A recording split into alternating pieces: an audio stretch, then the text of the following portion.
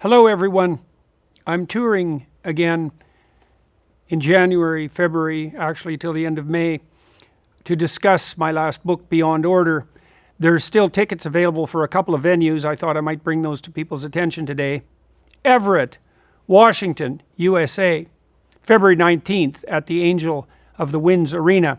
So if you're in those areas or you can travel there and you're interested in hearing me talk about my book, trying to extend the ideas in it, then please come to Everett, Washington, February 19th. You can find more information at my website, jordanbpeterson.com. Hope to see you there. Bye-bye. If you have a Big Five personality assessment on somebody before you interview them, it would be very useful. If you're about to interview somebody who's high in extroversion, you need to know that during that interview, you're going to have an inflated view of their competence, because you will automatically conflate confidence with competence. If somebody is high in neuroticism, it's good to know that in advance. They might not appear very confident. They might require a certain amount of coaxing to come out of their shell. They might be nervous. It would be useful to have a tool to know that in advance, so you can essentially counteract the hard wiring that you have as an interviewer. You talked about brutal selection methods, and people might react to that. And I would say, well, here's something for people to think about. Hire stupidly and put people in positions where not only do they fail painfully over a long period of time, but they compromise the performance of everyone around them while doing so. It isn't whether it's brutal or not. It's like, which form of brutality do you prefer? And I would prefer the preventive brutality approach rather than the consequential brutality approach.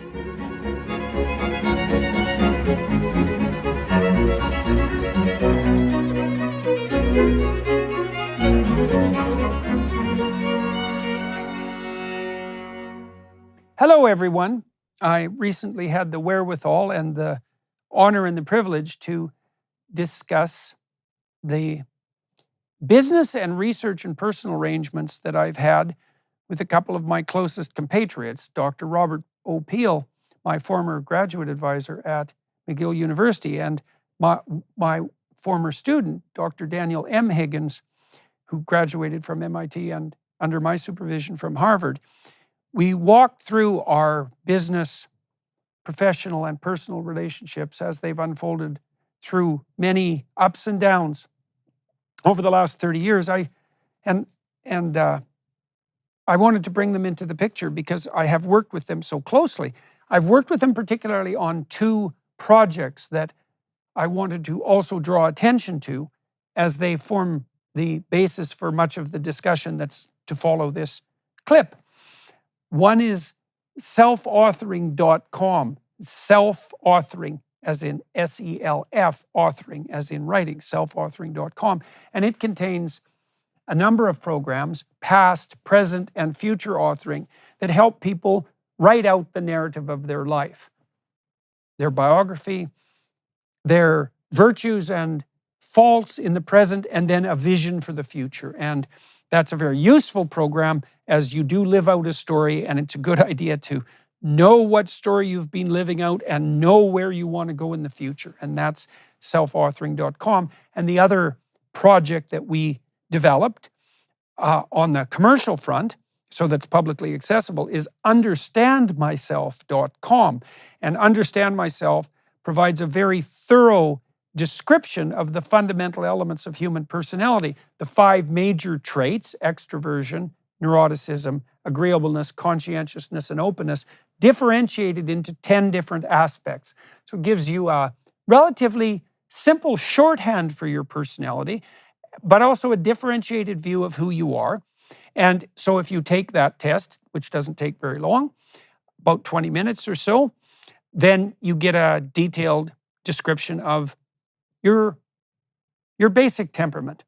But also, if you have a partner and then your partner takes the test, then you can join the test together and get a separate printout, a separate report that details your comparative similarities and differences. And this is extremely useful. It's when you establish an intimate relationship with someone, there is some utility in your differences and some utility in your similarities, and there's some additional utility in understanding what those are, because you need to understand who your partner is, and you need to understand when they're different from you, that they're actually different and that there can be value in that. And so understandmyself.com can help you understand who you are.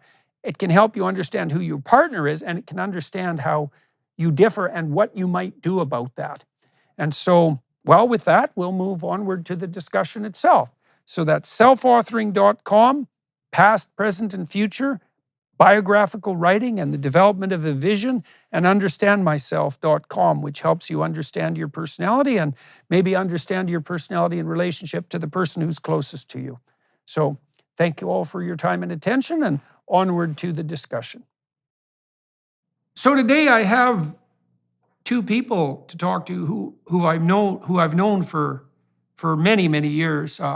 First, Dr. Robert Peel, who was my graduate supervisor at McGill from 1985 to 1992, and with whom I've had a friendship and business relationship ever since, very intense and multidimensional relationship, both on the intellectual front, the personal front, and the business front.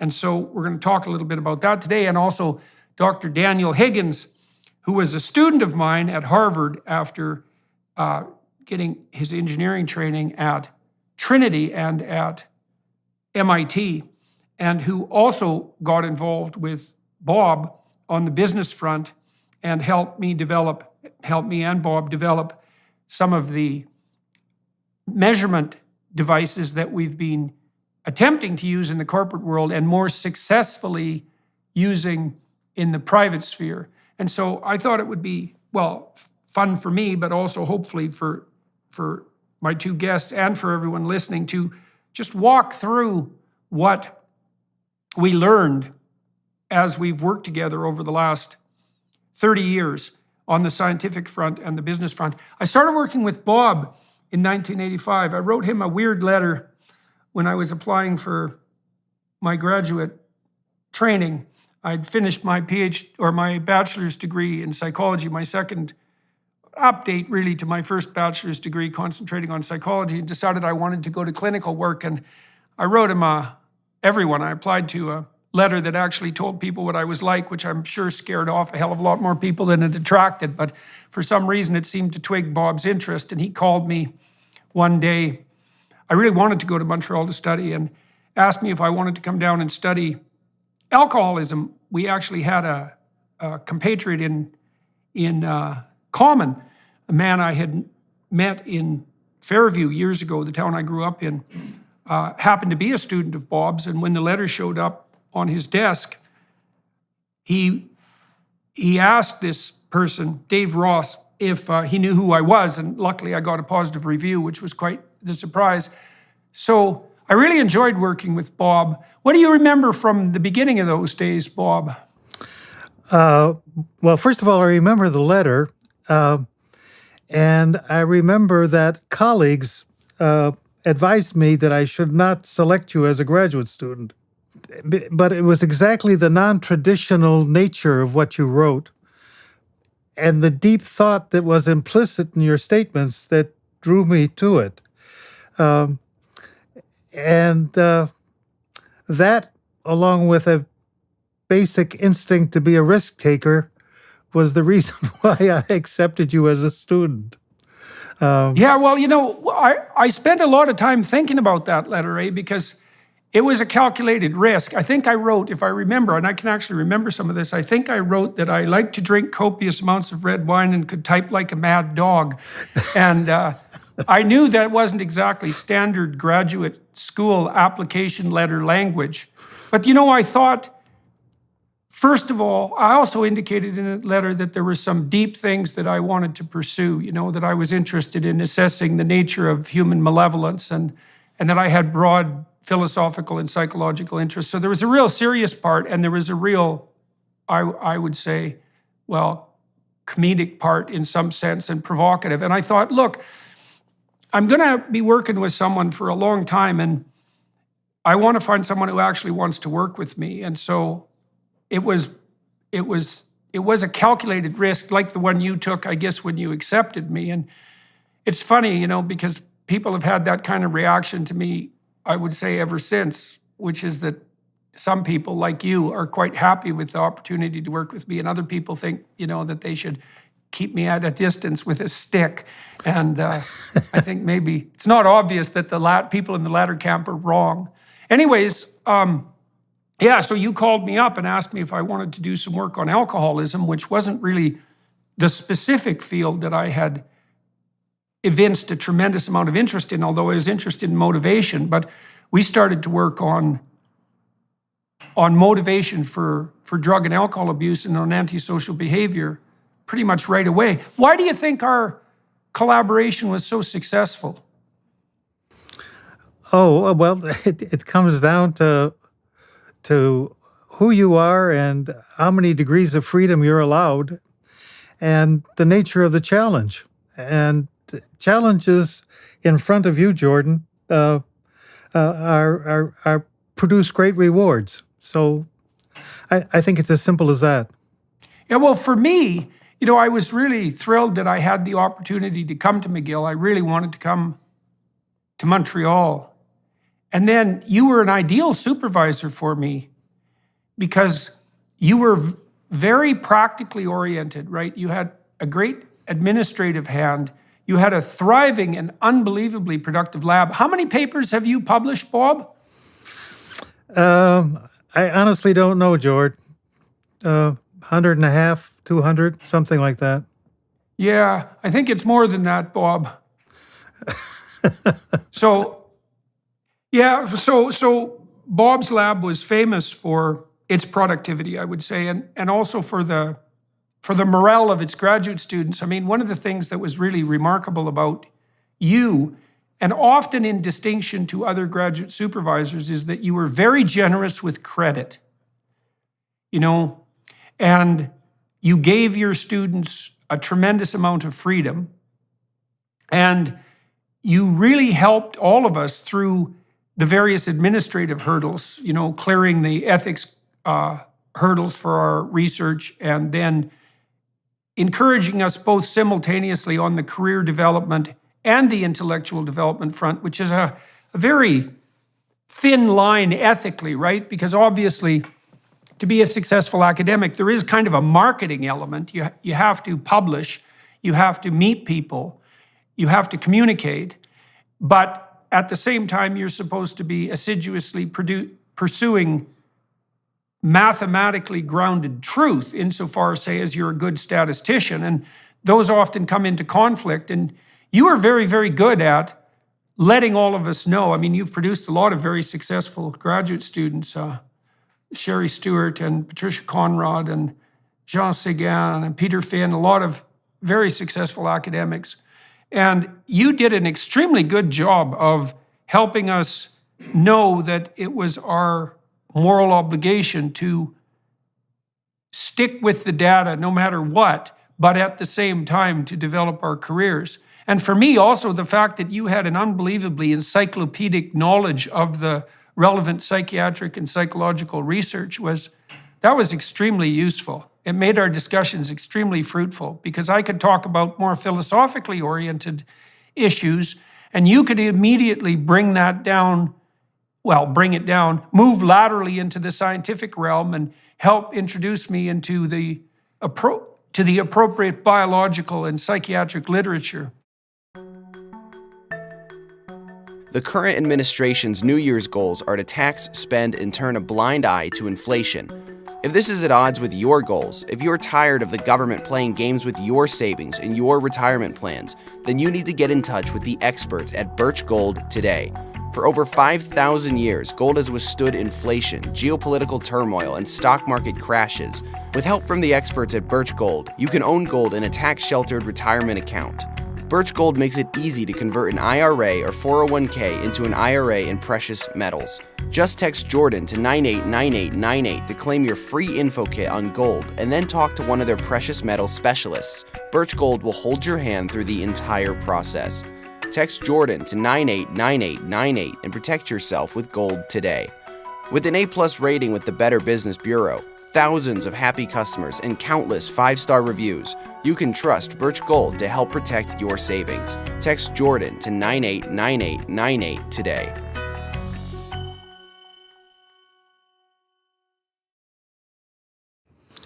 Two rules of thumb. First was accept good students and get out of their way. That is, just provide them with what they need to do what they're interested in. And secondly, if they have really good ideas, don't ask the bureaucrats. Just do it. Yeah, well, as we worked together, that got more and more difficult, And we could tell even back then that the university was starting to close in on its researchers, because when I first started working with you, the ethics committees, the so-called ethics committees, were kind of a encumbrance that whose dictates you had to please, but could in some real sense dispense with quite rapidly while attempting to stay in the proper ethical domain. But as we continued to work together, the constraints that were placed on our research became more and more onerous, and that's a process that's just continued and accelerated since then. But you could really see it coming back even in the late 80s. Yeah. No, it's true. I'm somewhat happy that I'm not there now, given the kinds of constraints that researchers have to go through. Yeah, well, it's so odd, because as we got more and more efficient at running studies, and this happened a lot when I was working with Daniel too, we got more and more efficient at running studies and designing them, partly as a consequence of being able to use computational power. And so we could do studies much faster. The bureaucratic impediments to doing studies multiplied to such a degree that it became more and more difficult to do them because there were so many hurdles that had to be leapt over before you could even begin the process of an investigation. And so it's really hard on people who are quick-minded and sharp, because their orientation is to do interesting things as rapidly as possible, and then to be confronted continually with a bureaucracy that works at counter purposes to that certainly ensures, at least to some degree, that anybody who's fast and sharp just wants to get the hell out of there. Yeah. Because, you said this is so cool. One of your management principles, and this is a good thing to pursue on the front of the joint relationship between scientific endeavor and entrepreneurial endeavor. You said your management principle was to hire really good people, students, let's say, and then get the hell out of their way. And one of the things I really admired about you and never stopped admiring you for, and you were a great model in this regard, was that you were, your students had areas of expertise always that you didn't share. Like Seguin, for example, was a near professional musician. You tended to take in a lot of students who had non-traditional backgrounds in some sense in relationship to psychology. And I never ever saw you, what would you say, engaging in a turf war for intellectual preeminence with any of your students if they were operating in an area of expertise that wasn't your area of expertise. You were always able to maintain like a calm authority and never be threatened by the fact that you were willing and capable of bringing people around you who knew some things you didn't know. That is a great management principle. Well, less a principle and more a realization that they were all brighter than me. Yeah, well, that remains to be determined. So we started working on alcoholism. That was really useful for me because alcohol, unlike most other drugs, doesn't really target a specific brain area or set of neurological receptors. It flows through the brain like water. And one of the consequences for me was that meant that I really had to delve deeply into biological neuroscience, because alcohol essentially affected every physiological and neurophysiological system in the body. And so part of what I learned to do at McGill, apart from developing a certain degree of statistical expertise, not my forte, by the way, was to delve deeply into the biological literature. And you were very interested in biological psychiatry, so that was extremely helpful. Yeah. Remember that paper we did on genetics for the U.S. Congress? Yeah. I was amazed at how quickly you were able to grasp that literature. Um, and that was a very nice piece of work. Yeah, well, it was one of the things that was great for me at McGill. There's this idea in psychology of construct validation. And the idea is, how do you determine if something that's abstract, a psychological concept, let's say, like neuroticism or self-esteem, how do you know if that's real rather than just sort of a metaphor or a linguistic placeholder? And one of the answers to that is, well, it's real if it's a pattern that makes itself manifest across a variety of different modes of measurement.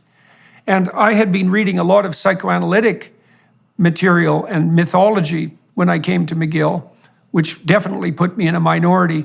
And then as a consequence of having the biological frontier opened up, especially with people like Jeffrey Gray, I started to see parallels between the deep biological literature, hard neuroscience work and animal experimental work that was done on rat brain functioning and on the neurochemical front. I could start to see real deep parallels between that and the mythological material that I had been reading.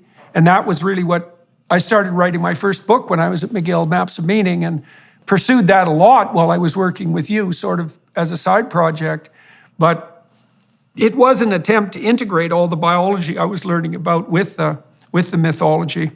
We were also studying antisocial behavior at that point, and this sort of segues into my relationship with Daniel, and we'll get to that, or our interrelationship. So Bob and I were working with the sons of male alcoholics who also had an extensive family history of alcoholism, a very specific population. That eventually became essentially impossible as the dictates came down from above that half our research subjects had to be female, which was a real problem for our research enterprise because we were actually researching a particular kind of primarily male psychopathology. And our subjects had to be young men who weren't alcoholic, who did drink, who had alcoholic fathers, alcoholic grandfathers.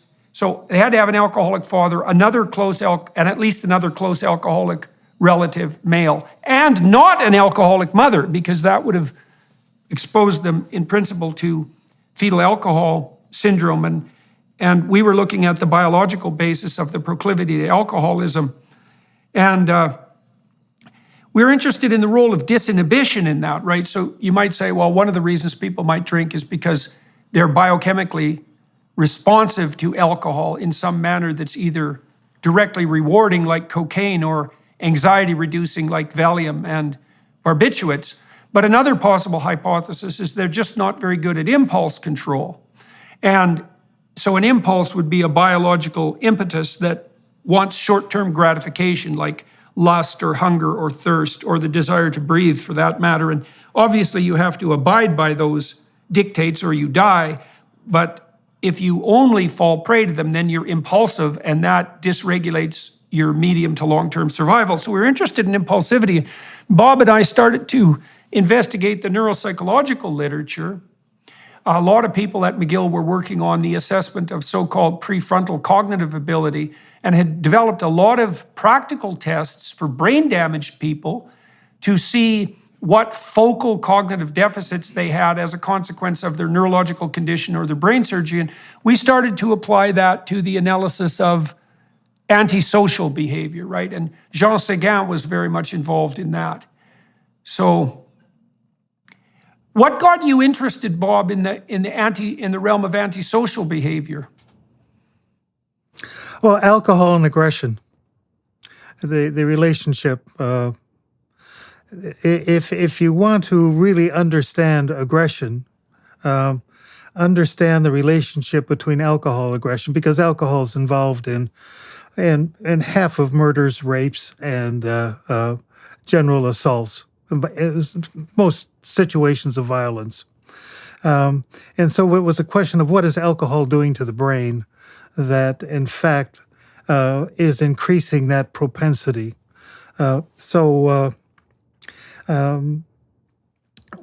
we were turning to Sons of Alcoholics and the problem of alcoholism, it became the same kind of question of, was there a difficulty in producing inhibitory behavior, as these individuals also tended to have a series of cognitive deficits as measured in terms of scholastic performance and psychological tests.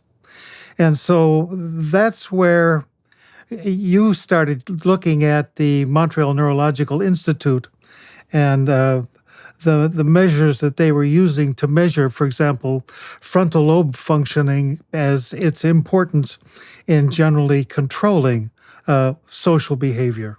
Right. Well, that was the first paper I published with Jennifer Rothfleisch and Phil Zalazzo. Right. We put together a neuropsychological battery, and then we had people who were drunk at 2 doses of alcohol. And we used high doses of alcohol in our lab, which was one of the things that made it rather unique.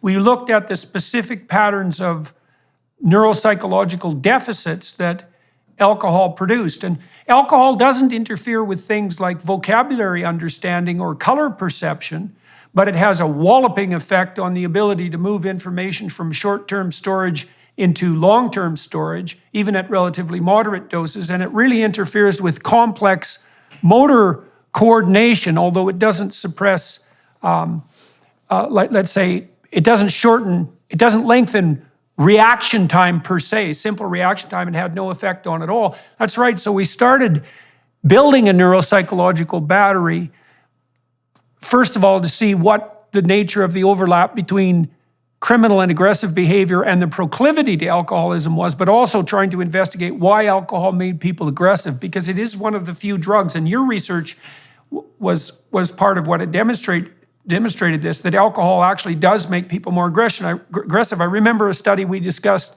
that you devised where people were put into a bus aggression task, I think, where they were asked to administer shocks, electrical shocks of a certain duration and intensity to their competitors in a game-like scenario, low levels of shock, and they weren't actually shocking a real person. That was a sham. But one of the hypotheses was that people who were drunk just didn't know what they were doing. So if I remember correctly, you had the drunks, the people who were alcohol intoxicated, write down or otherwise record the level of shocks that they were administering and the duration to make that conscious. And what happened was that actually made the drunk people more aggressive rather than less. So it wasn't merely a matter of alcohol-induced stupidity. There was real facilitation of aggression that seemed to be associated with something like disinhibition. Mm-hmm. Indeed. We even tried to pay them not to be aggressive, and found out that works very well with people who generally have higher IQs, but not with individuals with lower IQs. Yeah. Well, the thing is, people in their real life, in some sense, are paid not to be aggressive when they're drunk. And the way you get paid to not be aggressive while you're drunk is by not getting in trouble. And that certainly doesn't stop people. It's worth just dwelling for a moment on the statistic that Bob cited.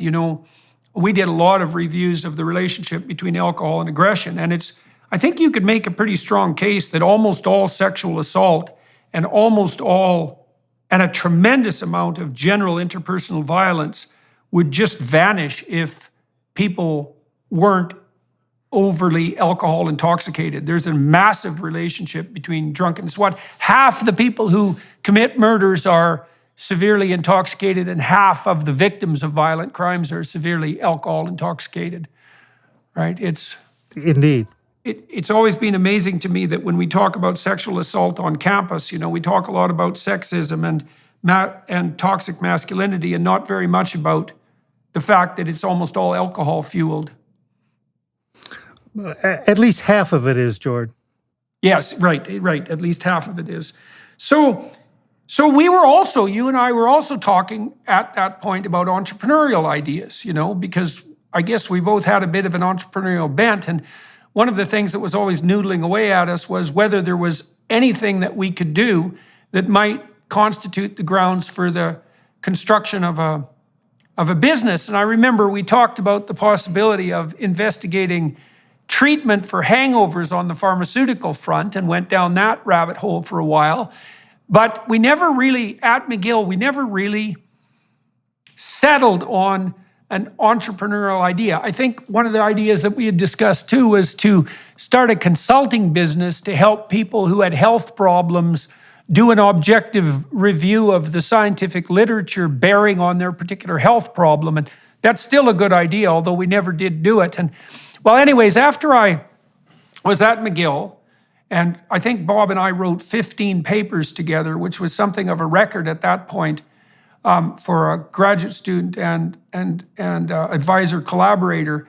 I was thrilled to receive an appointment to Harvard, which was that was quite the event. And I went down and started pursuing the same line of research in some sense that I was pursuing with you, but it had become increasingly difficult. The National Institute for Alcoholism and Alcohol Abuse, which in principle was designed to facilitate research, kept making it impossible to bring people into the lab and actually give them reasonable doses of alcohol. I mean, I remember by the time you and I were done our research, we were having to keep our damn subjects in the lab for like 6 or 7 hours after we got them drunk.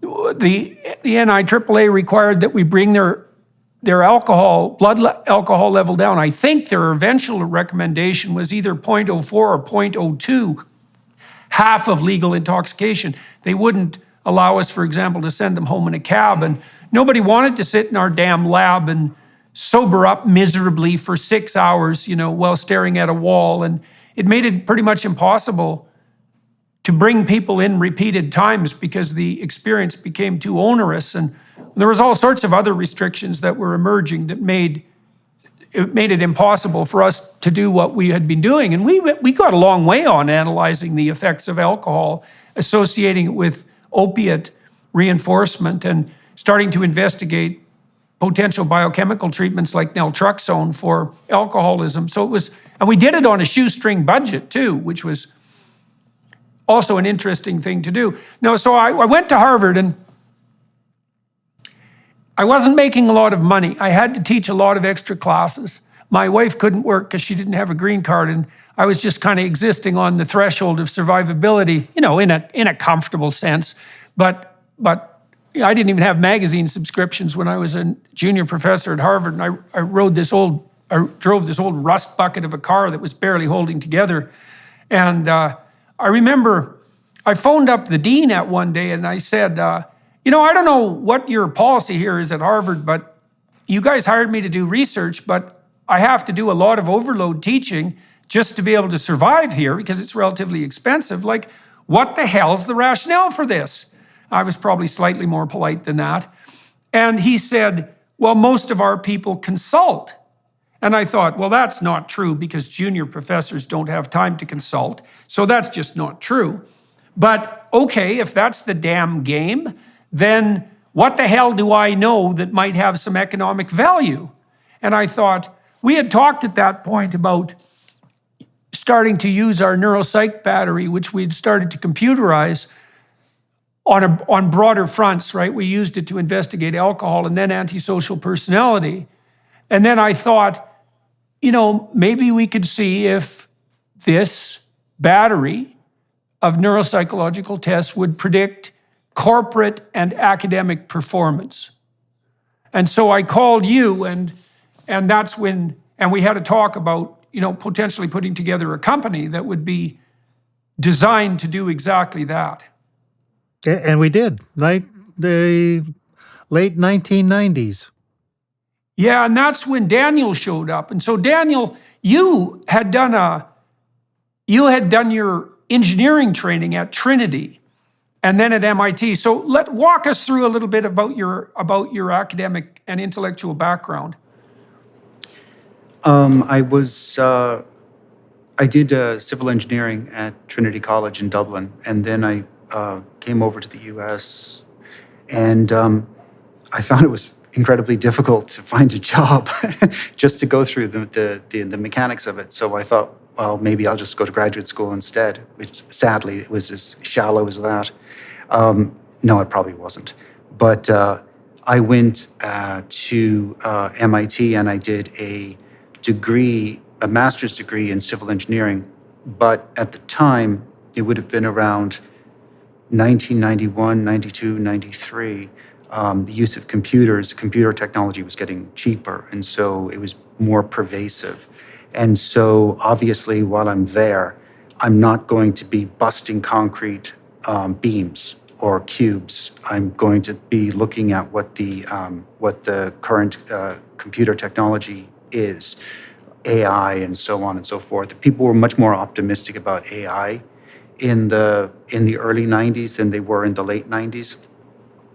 And so I had been doing computer programming, and then I went over to take some classes at Harvard with you.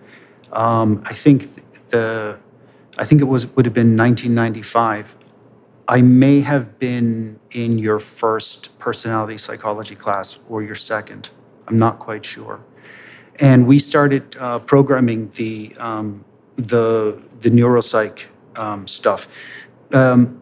The work that you guys had done and that Jean Séguin had done in Montreal had used a paper and pencil version of the psych tests, and those psych tests were kind of modified from use with people with clinical issues and with experimental animals. So it was an interesting kind of a transformation of using something to detect clinical differences to detect individual differences.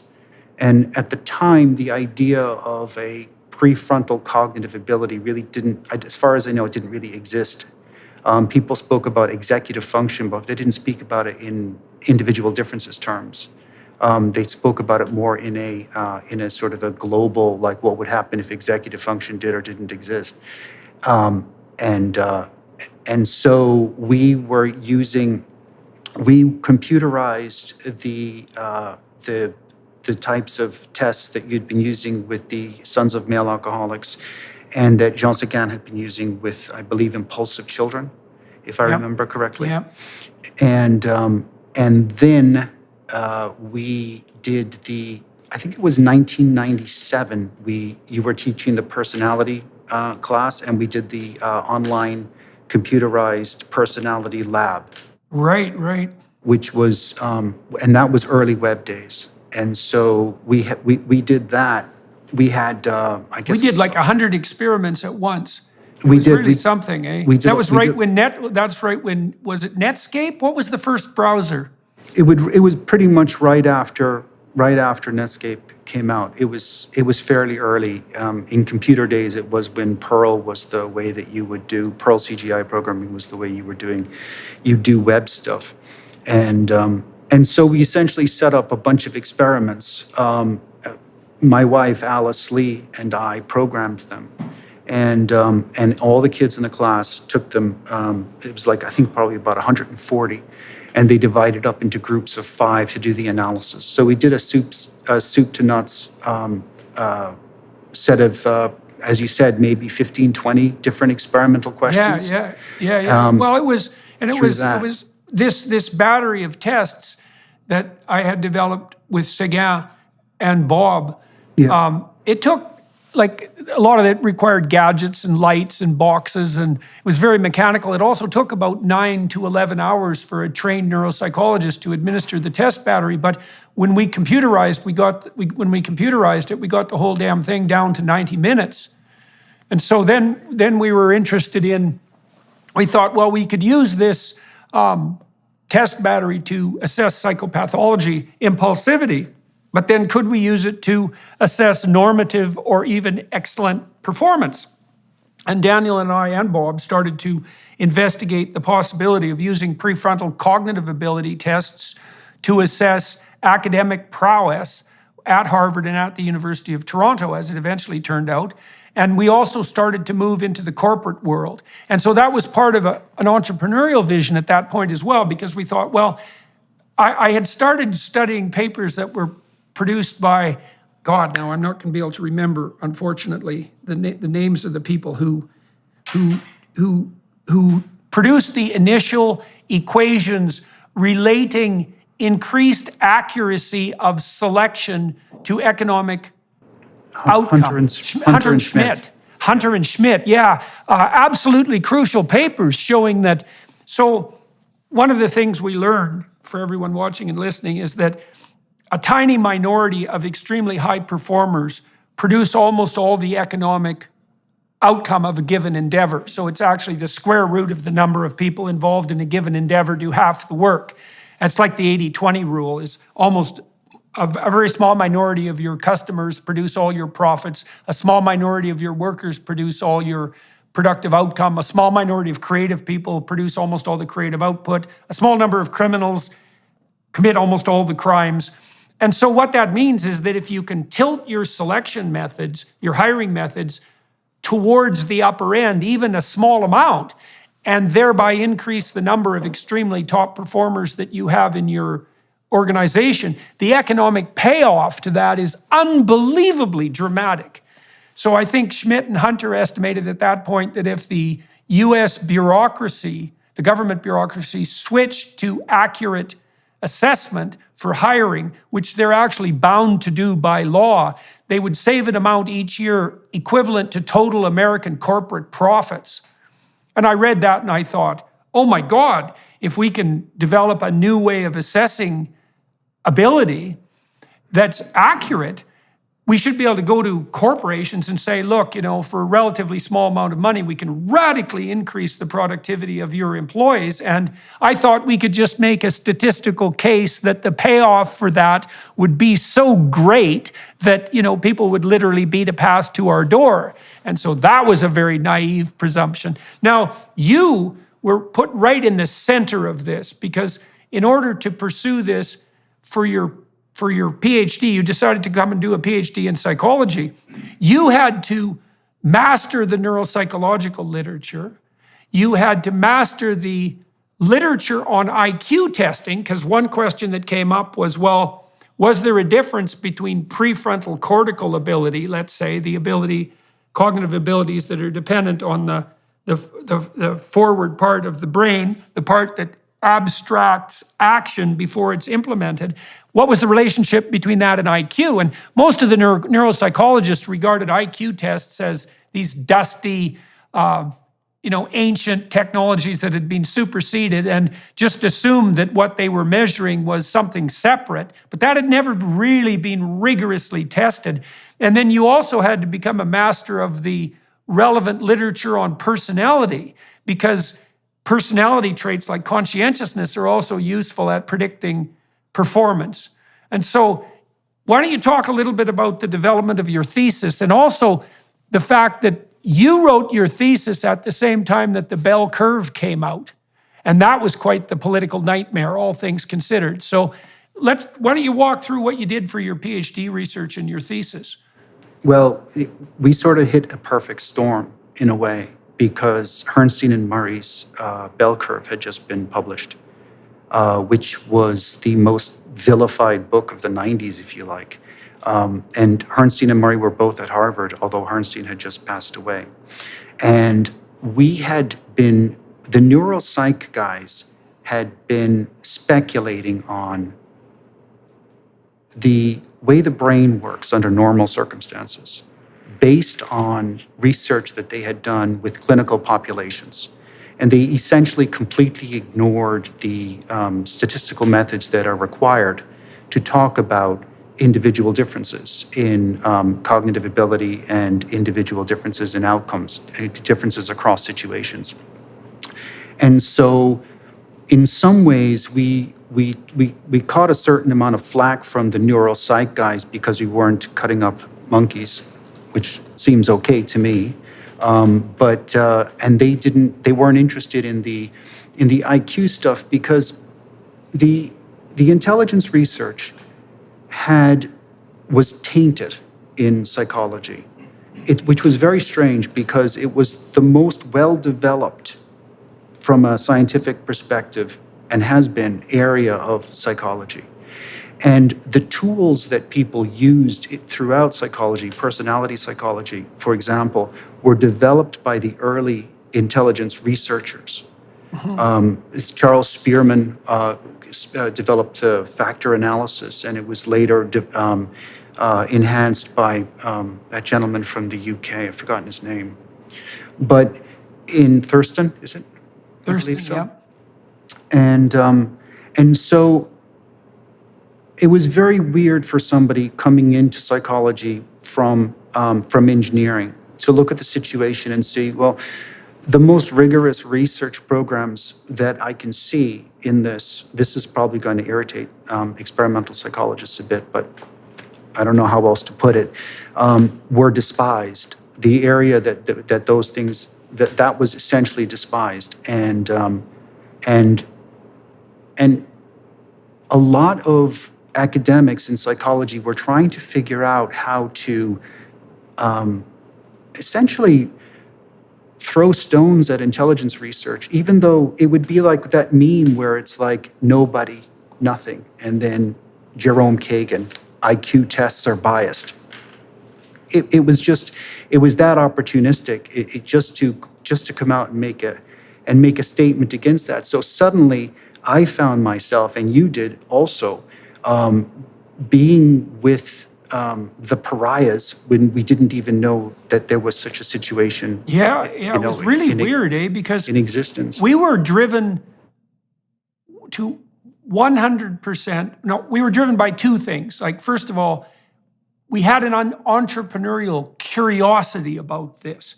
But Bob and you and I were driven, I would say, apart from that, 100% by nothing but the desire to try to find accurate predictors of measurable performance, academically and industrially. There was not only was there no political agenda, as you said, we didn't even know a political agenda existed in some real sense till you started writing your thesis and the bell curve issue blew up. And we were also people might find this interesting. So the neuropsychologists had really claimed that what they were measuring with their specific tests was something completely independent of IQ, or at least importantly independent of IQ. And then as we delved into the IQ research, and you took the forefront on this endeavor, Daniel, we realized that all cognitive measures converge to a single factor. And that really means all. Right. It means you can't come up with go ahead, Daniel. If you're speculating about the higher cognitive functions, like Alexandre Luria's the higher cognitive functions of man, and if you're working in that tradition, and you want to speculate about that in intact humans, you're like 2 questions away from G, essentially. Right. You're like, well, how does this manifest itself in the real world? Well, it manifests itself in individual differences between performance. Okay, and what do those things have in common? A lot. They're all positively correlated with each other. Right. You're at G. You bake, congratulations. It's 1904. You've just rediscovered the G factor. But no, we're not going to ask that second question. We're not even going to ask the first question. We're just going to speculate about how important things like executive function are, without saying, well, can it be formalized, measured, and does it spread? Are there individual differences? And then once you ask those questions, it is incumbent upon you to explain why it is different than the G factor. Right. Well, that was hard on us too, because we had already put years into working out the proposition that these prefrontal cognitive tests were, in fact, assessing something interestingly different. Right. And then when we did, go ahead.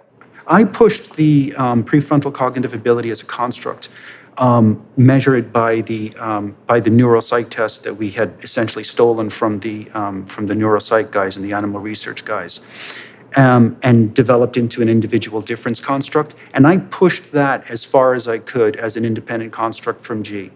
And when I wrote up my dissertation, I and the paper, the one that we published in the Journal of Personality and Social Psychology, essentially I didn't collapse it and I pushed it as hard as I could. But after coming away from that, I would not sit down with anyone and tell them that prefrontal cognitive ability was independent of G because it had a different heritage.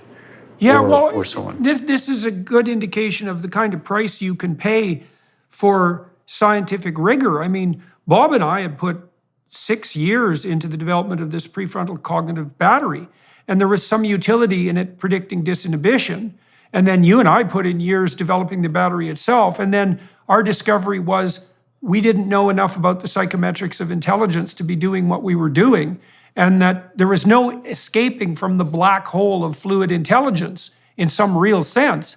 I mean, we did get evidence that the battery had incremental predictive validity in relationship to predicting grades at Harvard and the University of Toronto, and also on the corporate front. But what that meant at best, in all likelihood, was that perhaps we had expanded the domain of cognitive measurement to some degree into areas that hadn't been precisely evaluated, although it might have just been that it was just a secondary consequence of additional testing.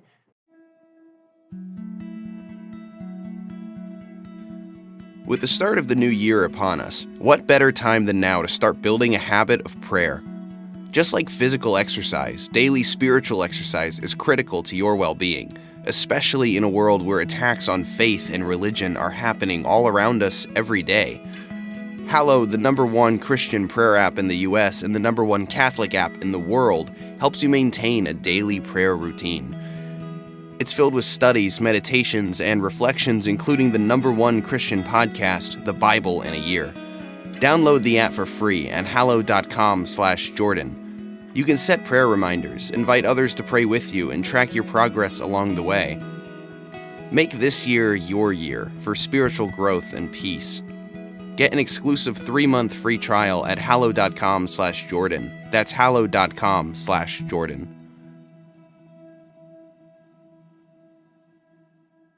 Well, we had, for our G, measure of G, we only use, the Raven's progressive matrices. Right, exactly. And the block, the fluid intelligence components, like 3 of them of the WACE. So a real intelligence researcher like Ian Drury, for example, that's his name, isn't it? Yeah. Ian Drury.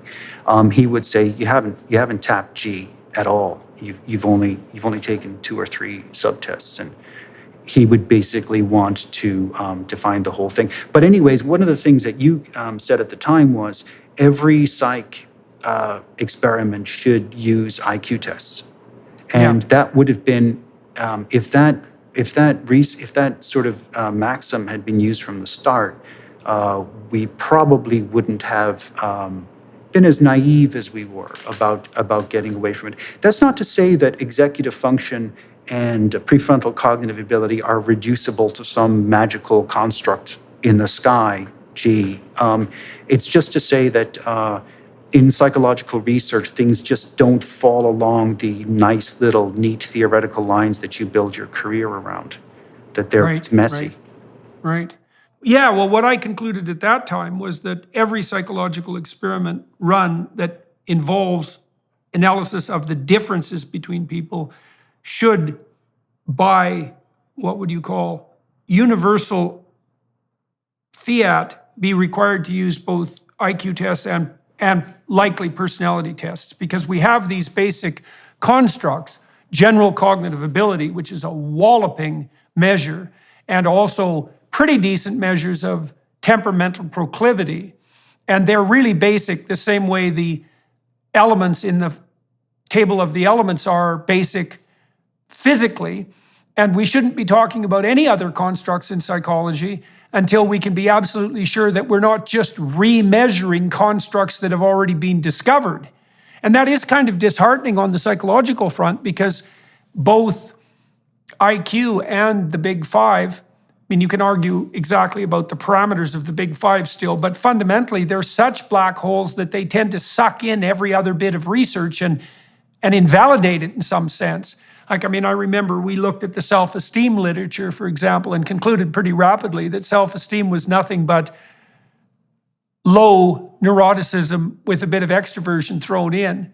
And there was no need for the self-esteem construct at all. And I mean, that just obliterates the careers in some real sense of the people who are proposing these alternative constructs as real. The other thing that happened, Daniel, when we were working together, was that The multiple intelligence and practical intelligence people, especially at the Harvard School of Education under Gardner, were beating their drum extremely loudly. And Gardner was proclaiming that what had always been regarded as talents, there's multiple talents, let's say, although they might be united to some degree by G, that he proposed renaming talents intelligence and then pursuing this multiple intelligence idea, which was really just a political scheme right from the beginning, because he never developed a single instrument of measurement.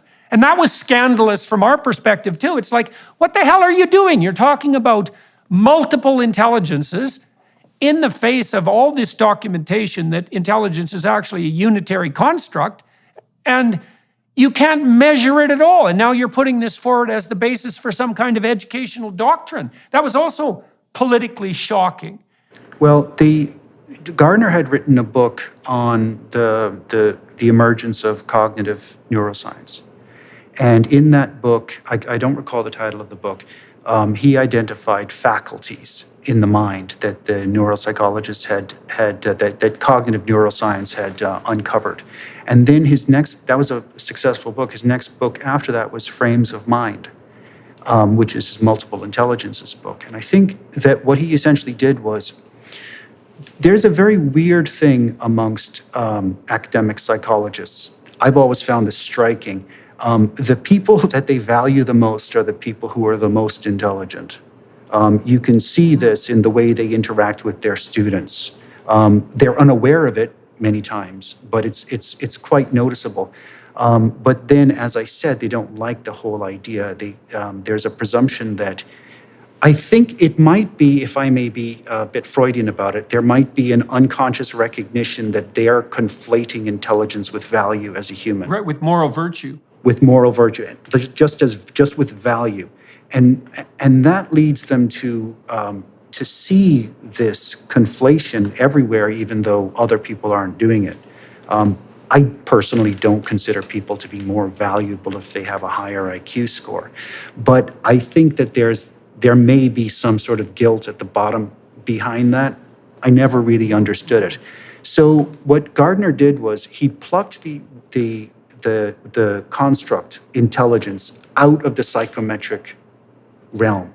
And in the psychometric realm, intelligence and IQ are very clearly understood. There are very clear procedures for having these phenomena appear as construct in your statistical analysis tool set, to put it as precisely as I can. But he just took that and said, reducing, if I remember correctly, it was something along the lines of reducing the sort of prospect of a young person down to one number, an IQ score is unreasonably cruel. He offered. Right. Well, Stephen Jay Gould was making the same kind of arguments, right? In the mismeasurement of man.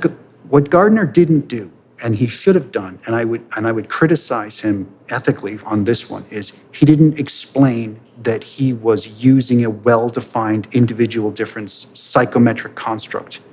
And he was tearing that from that domain and essentially appropriating the term for his own rebranding of the faculties. Without carrying through with the required research that would be necessary. You want to call your frames of mind intelligences? You've got to show me the tools that will produce the spread of variance so that you can use it as an individual differences construct in your statistical analysis for your research project. He never did that. He just skipped that. No, and he just hand-waved it away. He said, well, I'm not interested in measurement. It's like, well, then you should shut the hell up about intelligence, and you should not pollute the entire educational psychology literature with your preposterous propositions, multiplying a construct that's already extremely well understood technically and muddying up the waters like unforgivably in some real sense. And Stephen Jay Gould did the same thing, when he talked about the mismeasure of man. And I'd started to understand, with my limited statistical and mathematical ability, started to understand factor analysis and the sorts of things that we were pursuing more and more mathematically deeply. And I thought, well, Stephen Jay Gould is criticizing the hypothetically abstract construct of intelligence. It's like, well, what's the abstract construct here? Well, it's a single factor. Oh, he's criticizing the idea that the average of a group of numbers is real. Because really, what it boils down to, just so everybody who's listening knows, if you take 100 questions, any questions that require abstraction to answer, and so that could be formulated verbally, say, or pictorially in some kind of abstraction, if you ask 100 people 100 questions and you sum up their answers and you rank order the people in terms of their accuracy, you've already produced what's essentially a test of general cognitive ability. It's that robust. And so IQ, in some sense, is the rank ordering of people in relationship to their ability to answer abstract questions or to learn abstract concepts, corrected for age. That's all it is. And it's a unitary factor. And so the idea that this is some sort of statistical abstraction that doesn't really exist is the same claim that the average or the sum of a group of numbers isn't real. And that's preposterous scientifically. I thought Gould's book was pretty dishonest. He used the maxim that correlation does not imply causation, which, of course, correlation implies causation. What it doesn't do is it doesn't elucidate the causal mechanism. Right. It doesn't prove causation. And so essentially he jumped from there to the idea that because this statistical regularity you couldn't point to a brain area that people had illegitimately reified it. So, all right. So on the entrepreneurial front, and this is where things got, well, interesting and more complicated for all of us. At the same time, Daniel, that we were working together on the scientific front, we started talking about the possibility of doing this commercially. And so we built a battery that assessed people on the neuropsychological front and had a personality test built into it. And you tested it at Harvard and the University of Toronto, and Bob and I went on the road to find companies that would allow us to test it in the real world. And that was very tricky. Now, Bob had a brother-in-law who ran a factory in Milwaukee, Hatco. And we went to Hatco and we talked to the people there and said, look, we're interested in predicting industrial performance. Will you allow us to conduct a study in your institution? Bob, do you want to pick up the story there? Sure. Well, on numerous occasions, we went and we applied the battery of tests to all the managers, basically the entire staff. And it's a mid-sized corporation. And we went back. What we did is to validate it, is we wanted to look at our test results relative to the ratings the internal ratings of the corporation, which are done twice a year, I believe. And so over a 2-year period, it was that Jordan and I went and tested individuals, went through all the data, collected the data, and passed it on to Daniel. Right. And then Daniel published this, well, I think it was brilliant thesis, bringing together the neuropsychological literature, the IQ literature, the personality literature, and then laying out these 3 extremely difficult studies, right? It was hard to do the studies at Harvard. These were practical, real-world studies. It was difficult to do them at the University of Toronto. It was difficult to do them on the industrial front. And you published that paper, as you said, in the Journal of Personality and Social Psychology. It's a very highly ranked journal. And I remember the reviewers of your thesis, even though they weren't necessarily politically aligned with this research protocol, let's say, were uniformly extremely positive with regard to their comments on the quality of the thesis. I remember that a couple of them had told me afterwards that was one of the best theses they had ever read. And it was something we had very much thought about and still do talk about from time to time, making into a book. One of the things that was so lovely about working with you, Daniel, and something I like about engineers, is that you virtually never said anything you hadn't researched right to the damn bottom. And, if you're a computer engineer, you have to build something from the code level up and it has to work. And one of the things I really liked about you as a graduate student was that I knew if you didn't say a lot. I had students who were a lot noisier than you. But if you ever said something, I knew perfectly well that you had bloody well investigated it right down to its atoms, and you knew the entire logical sequence of ideation that produced that conclusion. Remember, for example, you referred to John Galton a fair bit in your thesis, and you actually went back into the original writings and familiarized yourself with Galton in a manner that was, well, that distinguished you completely from anybody I'd ever met who talked about Galton at all. Your thesis was really a masterpiece of depth and courage and clear thinking. And so, anyways, we started.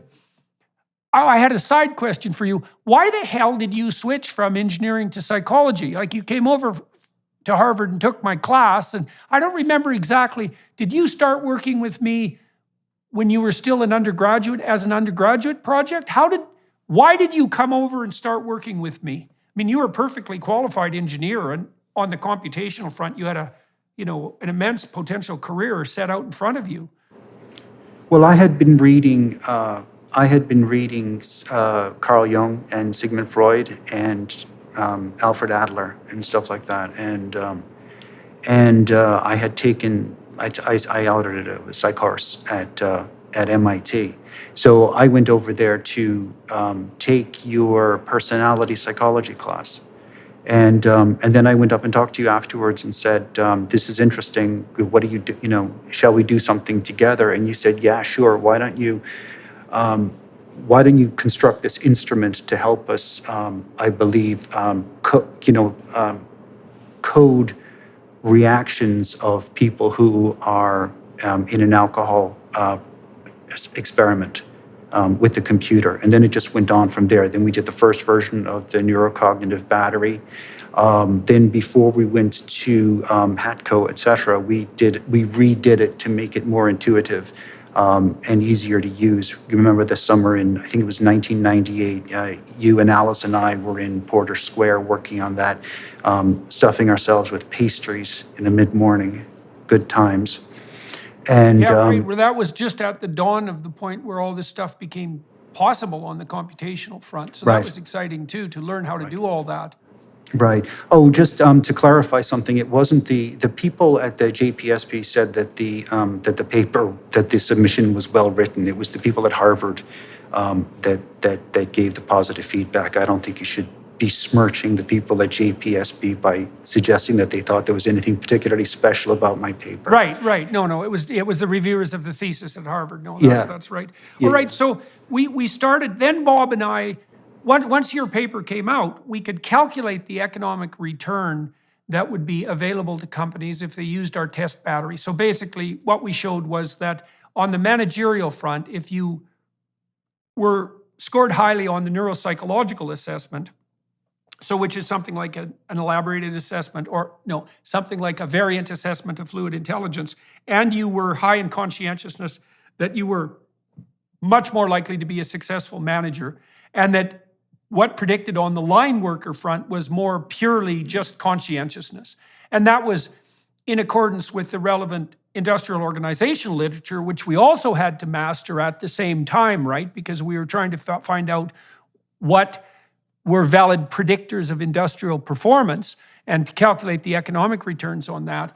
And we armed ourselves with a set of scientific facts. So what Bob and I and you decided to do was to go out into the corporate world and try to sell these tests. And the pitch was, we can assess your new employees within about an hour and a half.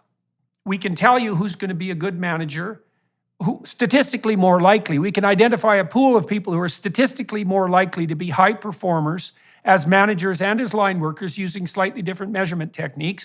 And the economic payoff of that is going to be like 500 times as much as it costs you to do the testing per year over the hypothetical 5-year period of their career. And we use that 5-year period because people tend to switch jobs. And so in our naivety, we presumed that if we could go out into the corporate world and say, look, here's something that you could do that is really inexpensive, that will generate a lot of money, that people would just fall all over themselves to do it. And so, Bob, you and I went on the corporate road for, God, 5 years, do you think? Trying to sell these damn tests. And what was the consequence? Zero. Experience and traveler points, pretty much. Right. I recall our trips to Chicago, Phoenix. We even went to a National Football League team and tried to sell them the test, and they were very interested. But well, they were using IQ tests, eh? yeah, but the big problem with them was they figured they would have difficulty getting the players to sit down and actually invest an hour and a half at any one time. Right. Yeah, well, it turns out that the better quarterbacks tend to have better general cognitive ability, tend to have higher IQs. Yeah, so that was also our first encounter, Bob, with the realities of human resources. And we used to joke, Bob and I met a tremendous number of women employed in HR named Debbie. And they always got in our way. Like we would attempt to lay out the case that we could evaluate people on the basis of their capacity to learn, and that was an element of merit. And the Debbies weren't very happy with that idea because they like to presume that you could train anybody to do anything at all, and there was no such thing as individual differences. And well, we probably talked to 300 companies, something like that, mostly at the middle management level. And what did we learn? We learned talking to middle managers is absolutely pointless if you're trying to do anything entrepreneurial. Well, we learned that if you're a middle manager, go ahead, Bob. We were Debified. Yes, exactly. And I think that's been replaced by the epithet Karen now. And so other people obviously encountered more Karens, but we encountered a lot of Debbies. And so, well, we learned that talking to middle managers about anything entrepreneurial wasn't going to fly. And the reason for that was that most people in middle management are not risk takers at all. And so if you go to them and you say, look, we've got this new thing that could have a spectacular outcome, all they hear is, I could get in a lot of trouble if that goes wrong. And the only question they really want to have answered is, who else is using this? And that was so interesting sociologically, because I didn't realize at that point how much people relied on consensus to make their judgments instead of logic. Like, as naive scientists, we assumed that if we just went out into the business world armed with our statistical arguments, we could demonstrate incontrovertibly the economic utility of this approach. But then we assumed that people were motivated by economic utility, that they would be rewarded for taking a risk, that they would understand the technical arguments, and that would guide their decision-making. And every single one of those presumptions was wrong. Yeah. So we didn't sell any of those tests. Not really. Not till we started working with the Founder Institute. And that was like 10 years later. Well, and the experience I had trying to demonstrate to pharmacists and to pharmacies, we did studies with pharmacies who made medication errors, serious errors, and were able to demonstrate that on this battery of tests, those individuals who made the errors compared to a control group of pharmacists scored significantly poorly, particularly in something like working memory, because they just weren't able to keep a lot of things in their head at the one time. And a pharmacist's job is one which is very dependent on being able to keep in mind that they're filling a prescription at the same time that they have to deal with a customer, at the same time that there's a phone call. There's all of these situations that are occurring. Anyway, our tests were really appropriate in being able to raise red flags about individuals who were going to have trouble. And so we even talked to large pharmaceutical chains at the directors of personnel level. And the issue is they didn't like our tests, A, because of the time, and B, because there was no face validity. Right. They didn't look like, yeah. They didn't look like what a pharmacist was doing. Right. Yeah, and so that, as Bob pointed out, that's known as face validity. The test looks like it's doing what it says to be doing, and lots of accurate psychological tests don't have that quality.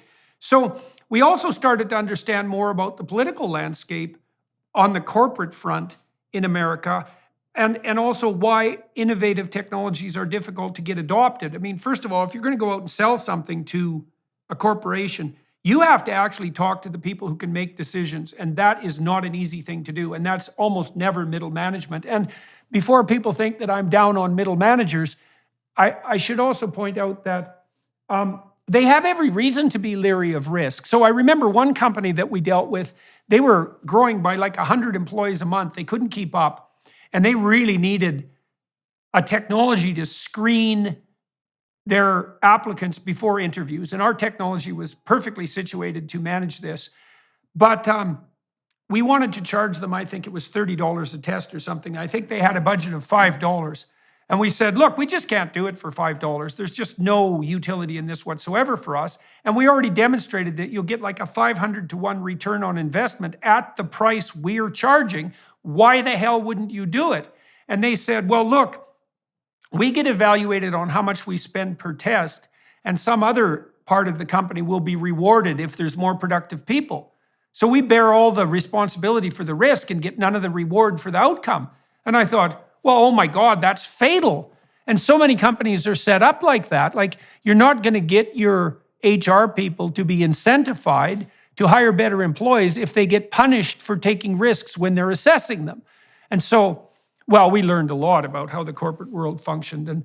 And also, I learned, for example, why people, when they're making business deals, go play golf, for example. And the reason for that is a lot of the way that people in business evaluate one another for the possibility of working together is on the basis of personal trust and compatibility. Like, they're not doing a technical analysis of the utility of their processes. Hardly anyone thinks like that, right? Some scientists think like that some of the time, but other people use all sorts of interpersonal heuristics that we were in some ways unaware of when we were overestimating the degree to which pure logic could be used as a sales technique. In any case, Bob and I went all over the US and Canada for a long time, learning about the culture of business, feeling like complete bumbling fools because, of course, we didn't really have any business experience at that point. And then, well, then two things happened. I made contact with Hideo Resi at the Founder Institute in California, and Hideo was trying to set up business schools for budding entrepreneurs all over the world, and he really wanted to predict entrepreneurial ability. And so we ran a study with him that we never published. It was a private study for us, showing that we could actually predict entrepreneurial performance with quite a high degree of accuracy. And then we started testing people all over the world with a modified version of our neuropsychological battery, a much simplified version that concentrated more on fluid intelligence than on hypothetical prefrontal ability. And we tested tens of thousands of people for a day quite successfully. And that kept ExamCore going. Now, it was hard on the business front, because we pulled Daniel into the business, and we tried to fund his research through grants, and we threw some private funding at him, although we didn't have a lot of money and weren't generating any capital. And that, at that time, the universities were really pushing on professors to commodify their research. Why can't the universities produce more businesses? And we went out and tried to produce a business, and what we learned was that's a hell of a lot harder than you think, because the product is only about 5% of the problem. Sales and marketing are more like 95% of the problem. And we also learned that the people who were pushing this idea that scientists should produce more businesses were people who'd never discovered anything scientifically and had no idea how difficult that was, and who had never produced a business and who had no idea how difficult that was, and then had absolutely no idea whatsoever about how difficult it was to jointly do something scientific and entrepreneurial. And the reason for that, in part, is those are very different domains. Like, marketing and sales is such a big part of the industrial domain of activities compared to the scientific. you have to understand marketing and sales deeply to be successful as an entrepreneur. And also, we also ran into a fair bit of friction. It was often very emotionally demanding because we had, in some sense, a conflict of interest, especially in relationship to Daniel, because we were trying to move ahead your scientific career and we were trying to produce a business enterprise at the same time. And it wasn't easy at all to keep the ethical line straight. You know, how much to pay you, how much we should be concentrating on your scientific career. Now, you had got somewhat disenchanted with the idea of a scientific career, but were very interested in pursuing the development of this battery. And at the same time, just to make the story a bit more complex, a lot of the managers we were talking to, they would dispense with any interest in the predictive tests for the reasons we already described. But they kept asking us the same question, which was, well, you say we should hire better people, but we have a lot of troublesome people that we've already hired and we need to know what to do with them. And our answer always was, well, we don't know what to do with your troublesome people. And the managerial literature says you should spend all the time with your best performers, not your worst. And so we don't know what to do about that. Maybe there's nothing that can be done, but we got asked that like 200 times. And so we went into the literature to see if we could find any evidence that there were broad-scale psychological interventions that might help poorer performers. And we settled on the development of what became the self-authoring battery. And we learned that from two different literatures. James Pennebaker spearheaded one of them, and then Latham and Locke,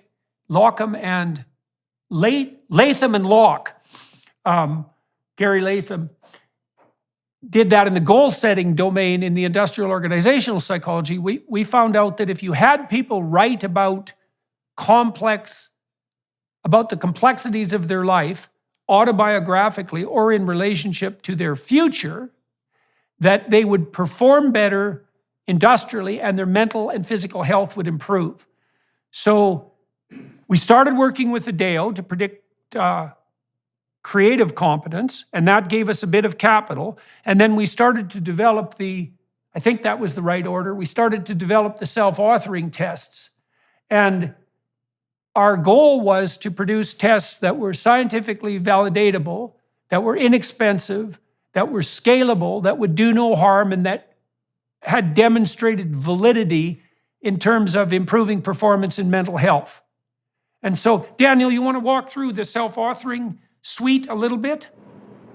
Yeah, the self-authoring suite is essentially a series of writing exercises, future authoring, past authoring, and present authoring. And I like to start with the future authoring because it gives you the most bang for your buck. And essentially, it's a series of writing exercises where you're asked to think about what you want out of life in more concrete detail than you do typically, and to work out some processes to elaborate on that vision of an ideal future, and then to actually break up the steps that would be required in order for you to start making motion towards that, and then to look at the impediments and things that can help you to execute those plans. And so the future authoring is a good way to get people motivated. And I think maybe you might talk in some detail about the study that we did at the college, because you're a little bit more familiar with the details of that than I am. We'll be back in one moment. First, we wanted to give you a sneak peek at Jordan's new documentary, Logos and Literacy. I was very much struck by how the translation of the biblical writings jump-started the development of literacy across the entire world. Illiteracy was the norm. The pastor's home was the first school, and every morning it would begin with singing. The Christian faith is a singing religion.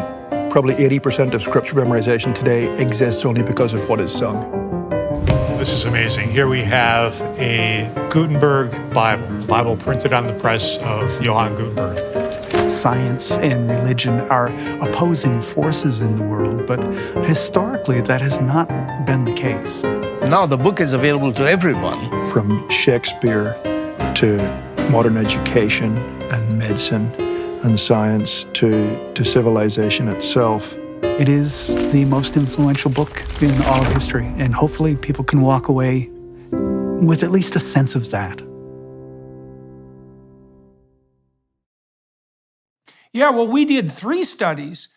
You and I and Bob did all these studies. And so Bob had a student who was working at McGill who was interested in potentially in the prediction of performance. And so we set out to see if we allowed students or encouraged students to write about their future, to make a plan, to develop a vision for 6 dimensions of their future: intimate relationships, job, career, education, care of mental and physical health, use of time outside of work, regulation of response to temptations, friendship networks, development of friendship networks, to develop a coherent plan for those domains in relatively constrained circumstances, right? I think we had people write for 90 minutes or write about what they had done the previous 2 weeks for 90 minutes. And then we evaluated first at McGill, we evaluated the impact of a goal-setting program on academic performance. And we found that we decreased the dropout rate, and these are fairly highly selected students at McGill because it's a selective university. We dropped their dropout rate substantially, and we increased their academic performance by 35%. And you'd expect that universities would just jump all over that. It's like that's a walloping improvement in performance, and although they didn't, that's for sure. And then we did some work with Michaela Schippers in the Netherlands at the business school there, and ran another series of studies over a couple of years, showing that we got exactly the same results for undergraduate business schools, but that the results were even more pronounced for men who were underperforming, men in general were underperforming, and even more specifically for minority men. So it was this weird intervention. Most interventions, psychological interventions, help people who aren't doing well do somewhat better, but at the same time, they help people who are doing well do even better. But this intervention had this paradoxical effect where it really raised the bottom part of the performance distribution. And the culminating study in that sequence of studies we did at Mohawk College, and we had kids come in for their orientation day and write for 90 minutes about their future or write about what they did for the past 2 weeks. And we dropped their dropout rate 50% the first year, which was, and that was mostly, and it worked best for the men who had the lowest grades in high school and for minority men again. And so we thought, well, this is just a no-brainer. People are going to eat this up like mad because, well, why wouldn't you want a intervention that's dirt cheap, that reduces dropout by 50% and particularly targets minority men? Like, what a deal for everyone, regardless of your politics. And we worked with Mohawk for, 10 months afterwards, retooling our damn software to fit their bureaucratic idiocy. And at the end of that, which was a lot of trouble for us, they just dropped it. Yeah, that was hilarious. I really thought that was very funny. Yeah, well, and also very telling, man. It's like, we gave you a tool, it was dirt cheap, that took no time, that had no negative side effects, that doubled the performance of your incoming students, and we offered it to you with almost no difficulty and retooled it for your bureaucracy. And we did the study in your institution and we published it. And yet, at the end of this whole process, you basically told us that you weren't interested. It's like, yeah, you're bloody well not interested. That's why you have such a high dropout rate among young men, because you don't give a damn. And that's pretty much the situation in universities writ large. So what we decided to do, Bob, what we decided to do instead was just to sell this program to individuals, And we just stopped talking to corporations and large institutions altogether. And that was way better. Like, we have a pretty steady sales record now We also produced a personality test called understandmyself.com that enables people to go and do a big 5 personality analysis, gives them a detailed report on their personality. And also they can pair up with a partner, an intimate partner, say, and they can go do the test and get their own report. And then they can get a joint report detailing out their similarities and their differences. And Daniel, how many self-authoring programs are we selling a day? And how many Understand Myself programs are we selling a day on average now? About? I'm not sure. I can tell you that in aggregate, we've probably done about 600,000, 500,000 to 600,000 Understand Myself users, and possibly maybe 400,000 self-authoring. But I could be wrong on that one. Well, it's a couple hundred a day anyways on a regular basis, eh? And the feedback we've been getting from people with regards to Understand Myself is very positive. People find the provision of accurate personality information about themselves extremely useful, and also on the partner front, because we only launched that, how long ago did we put the couples version of the personality test up? I think it was 2020, 2021 maybe. Right. So that hasn't been going that long. And Tammy and I did that and did a podcast about it. And we, even though we know each other well and we designed, I designed at least part of the damn test, I still found doing it with her quite revealing. And it helped us understand each other better. Because people really are different. Go ahead, Daniel. The wonderful thing about the Understand Myself process is that it gives our users what you could call immediately actionable, like insight into what they're like and how they respond to various situations, and it doesn't require the same amount of time commitment as the self-authoring. So it's actually quite a pleasant experience, and I won't say that for, let's say, the past authoring. Right. The people who get the most value from the past authoring don't enjoy doing it. They and sometimes they even get angry at us for asking them to do it. But the Understand Myself is immediately helpful, and I think it's immediately rewarding as well.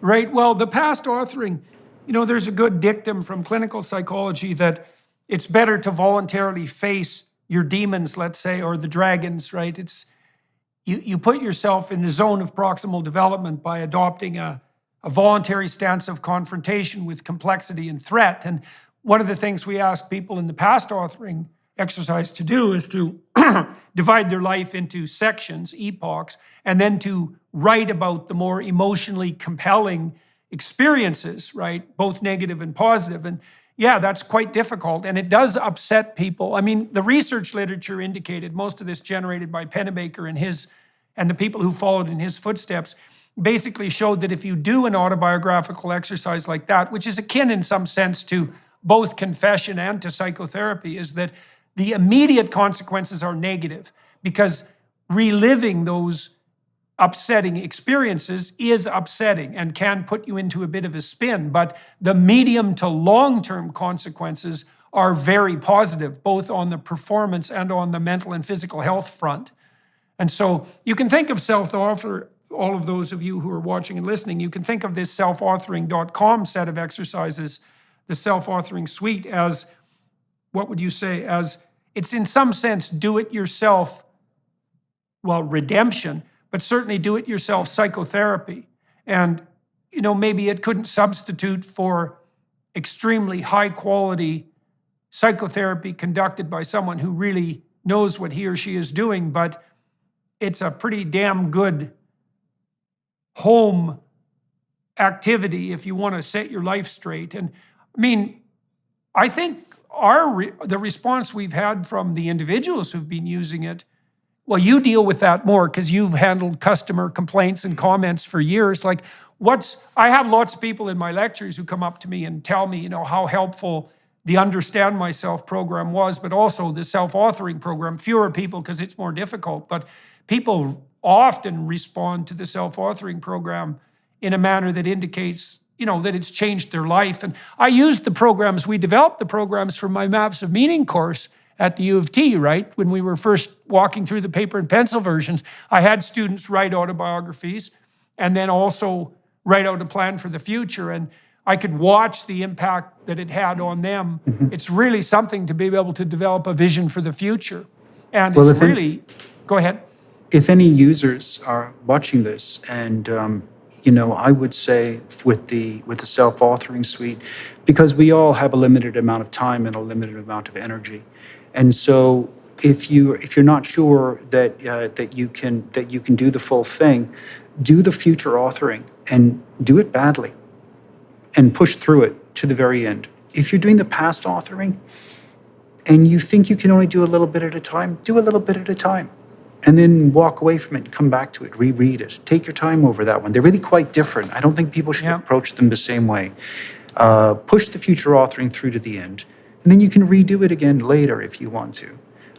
But with the past authoring, if it's difficult, just do a little bit, set it aside, come back to it again later. It'll be waiting for you when you're ready. Yeah, right. Don't bite off more than you can chew. There's no need to. There's no need to. Yeah, and so well, we were pretty happy with the way the self-authoring and the Understand Myself tests have rolled out, because we were able to fulfill our vision.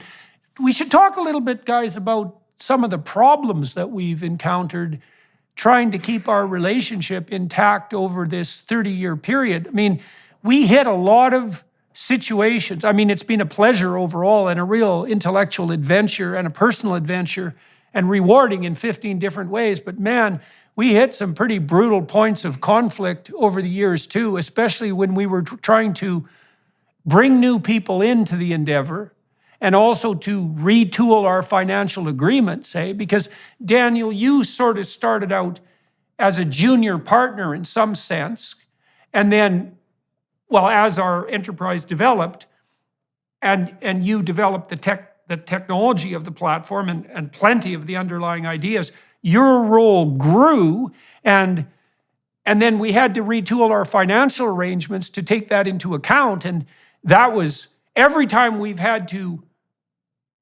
address our constitutional agreement, and let's say, that's caused really weeks and even months of a fair bit of emotional turmoil for all of us. And it's not an easy thing to figure out exactly what's fair and to be able to maintain that across time. What are your memories of those processes, Daniel? The process of me insidiously taking over the whole company? Yeah, exactly that. Generally speaking, we had to go through these.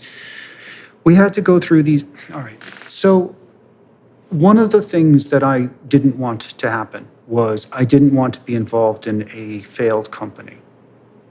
And from my intuition was that if we took on funding from outside, and we tried to grow the way companies tend to do, that we would be dead in 6 months if we didn't have something significant happening on sales. And I was always attracted to the small business model rather than the big shot venture capital sort of story. And so that basically required us to do the work ourselves. And I guess what happened was, when we first started, I think there was kind of like a basic presumption was that we would be sort of doing this the way most businesses do it. They get funding, they hire people, they pay them, and so on.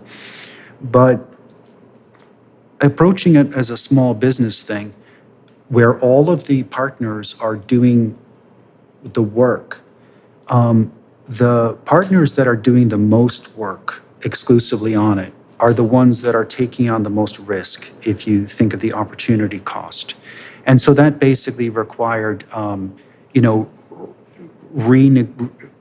over time, recognizing that and then deciding that it would, the first thing was, is it right for us to try this small business approach where we do things ourselves, or should we do the funding route?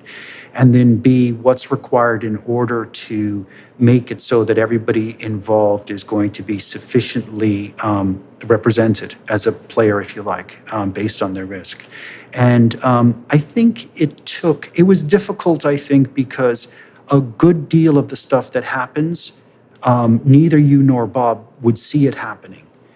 You would be giving a lecture, and I would be pounding my head against the keyboard because I can't find out what this ridiculous bug is, or whatever the case may be. And so it wasn't easy for everyone to see exactly what was going on. I had a pretty good idea what was happening because just about a lot of the stuff outside of the business, outside of the sales things, which I wasn't part of, was happening through me. And a lot of the renegotiations happened after we had decided that the rubber chicken route of going to conferences and so on wasn't going to work. So, and so that was it. And I think that a lot of that was basically, I suppose you could say it was driven by a certain aggressiveness on my part. I thought it was necessary, and I tried not to be too aggressive about it. And essentially, you guys graciously kind of acquiescing to my requests. I think it was more like in a way. honesty on your part in two ways, eh? So the first honesty, and this was really interesting, I'm probably more market and sales oriented, Bob probably is too, than you. And I mean, that's kind of how it's laid itself out in the company. And so we would be more expansive. We had a more expansive proclivity on the sales and growth front. And Bob and I learned this too, because we did consider going down the venture capital route. And so that route is something like, well, you have an idea and you test it and you get initial funding from family and friends and so forth. And then you're ready to launch your idea broadly into the world. And so you bring in venture capital, you hire a whole bunch of people, you try to build your company into something that has a staggering sort of valuation, and then maybe you go public and you cash out and you have your margaritas and you sit on the beach in Guadalupe, if there's a beach there, for the rest of your life. And that's your vision. And you were very much opposed to that practically, but I think there was an ethical element too. And Bob and I got quite deeply into the whole venture capitalist and tech incubator scene, both in the US and Canada. And what I realized eventually was that it was almost all scam, that mostly what these so-called tech incubator companies were doing was hype. Now, I'm ambivalent about that because I have some real respect for marketing and salespeople, where you have to communicate about your product and push it forward. But the degenerate element of that is a kind of narcissism, right? And we got tangled up a couple of times with tech incubators who were working with some of the junior people that we tried to work with, who filled their heads with visions of a $400 million initial public offering and this immense amount of wealth, and failed entirely to educate them about the fact that if you really wanted to start a business, you should go out and find some damn customers, because that's the hardest part of a business. And you were very good at continually insisting that we didn't do that, that we kept our vision, I wouldn't say small, but not grandiose. And you were also extremely good at letting us know when the financial arrangement we had worked out was no longer sufficiently motivating for you to be wholeheartedly committed to this project. And I would say, of the three of us, I mean, you've staked your life on our business enterprise to a larger degree than either Bob or I have, by a substantial margin. And, we needed to know when you needed to be properly compensated for that. So I don't think that was aggression. Bob, what do you think about, what did you see as the major challenges in keeping our enterprise going and our relationship over the last 30 years? And why do you think we're able to do it successfully? Well, I think we basically listened to Daniel and understood what the issue was. We need to be anchored to reality. And Daniel was that anchor, and the anchor wasn't being sufficiently rewarded. Yeah, well, you were the one in some sense that paid the most price for that technically, because as Daniel's role in the company grew, proportionately, your ownership of the company shrank proportionately. Mine did to some degree, but not as much as yours did. And so, I mentioned at the beginning of the conversation that one of the reasons I really enjoyed working with you and thought it was such a privilege at McGill was that you were very, very fair and judicious in your distribution of rewards and credits. And, you showed that same rather largeness of spirit, let's say, when we had to undergo these renegotiations. And well, that's obviously worked out very well for everybody that we've been able to serve with these programs, but also for the three of us, because this is, especially over the last 4 or 5 years, this has turned into a very robust and reliable business. And so, Daniel, I don't think it was aggression. That's not how I look at it. Like, I really think it was a form of the same kind of rigorous honesty that you've brought to the programming enterprise, because you've produced an unbelievably reliable system. Like, I don't think we haven't lost any data, and I don't think we've ever been offline except when the Microsoft servers crashed. And so you brought that integrity of purpose to your intellectual endeavor on the academic front, and then to your engineering, but also to you had an unerring eye for what the difficult but appropriate path forward was on the business front. And so that's been extremely useful. And luckily, as Bob pointed out, we had enough sense to pay attention to that and to adjust when that was necessary. It got very challenging again when things kind of blew up around me and I got sick, because both of you ended up dealing not with me so much as with my proxies. And well, that put and we also didn't really know what to do with the fact that I had come to such broad public attention at that point too, and how to reconfigure our business. Bob and I just decided that we were going to take advantage of it. We have meetings where we talk, hey, Bob, have you contacted Jordan lately? Because, we want to make sure that he still thinks we are his friend. Huh? We want to be able to ride this guy's coattails. Well, Yeah, when you were talking about the VC thing, occasionally a very large window, birds will often try to fly through the window, and they hit the window and fall. Well, watching you and Bob trying to sell ExamCorp was a little bit like that. And so whenever somebody said, oh, hey, this is let's do a business plan, let's do this, let's do that. And you take a look at the sales situation, it wasn't very difficult to see, like, what would be different about these people? Why wouldn't these also be birds bouncing off a glass window? And I didn't see it. It wasn't it wasn't difficult. All I had to do was say, well, all I had to do was basically trust that you guys gave it a good go. And then just looking at these other situations, it was a very easy calculation to make. We're going to be dead in 6 months because they're not going to have any more success making sales. Then we have to figure out a very low-cost way of keeping this alive until we figure out what the formula is. And then we did figure out what the formula is. Largely, you did an experiment. I don't remember exactly when it was, but you just basically put the self-authoring suite online. You put together a website with a very simple PayPal button, and that gave us a proof of concept. And from that point forward, it was just like, we'll just deal with end users. They're great. They come to us, they want to use it, they love it. Sometimes they complain to us about the self-authoring suite being a little bit more painful than they were expecting. But there's no more. But there was no more of this. Trying to deal with a corporate structure and being bounced back down to HR and then booted out the door. Yeah. We were able to do that because a lot of the businesses, they have no issue at all. And this is more of a function of the size of the business. They will waste your time without giving it a second thought. And so once we started going to end users, it was better.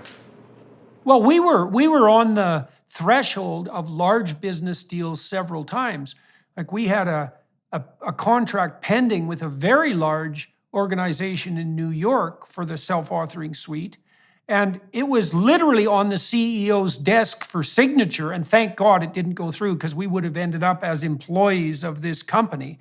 And we didn't charge nearly enough money for what we wanted to do in our ignorance. And the CEO resigned that day, and that had taken us like a year of work to organize that deal, and it just evaporated. And that happened to us. Like, we did have some sales successes in 9 out of 10 of the initial stages, but that was another thing about